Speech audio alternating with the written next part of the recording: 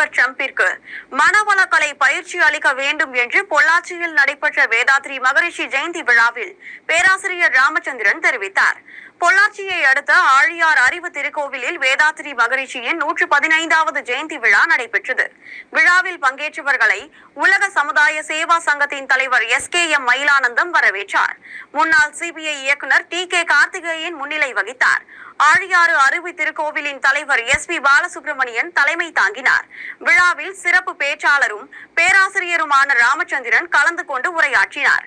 அப்போது தனி மனித அமைதியே உலக அமைதி என்றும், ஒரு மனிதன் மனதை ஒருநிலைப்படுத்தி ஆசைகளையும் எதிர்பார்ப்புகளையும் குறைத்துக் கொண்டு கடன் எனும் சுமைக்குள் சென்று நிம்மதியை தொலைத்து நிற்பதை விட இருப்பதை வைத்து நிம்மதியை தேடுவதே நன்மையை தரும் என்று தெரிவித்தார்.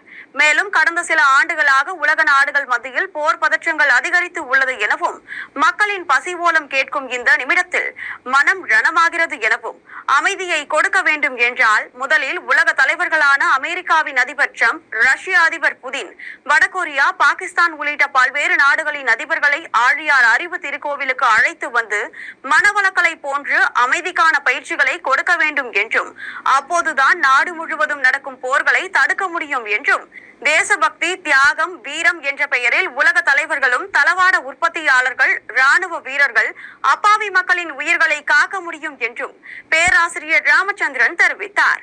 விழாவில் தமிழகத்தின் பல்வேறு பகுதிகளில் இருந்து ஏராளமானோர் கலந்து கொண்டனர்.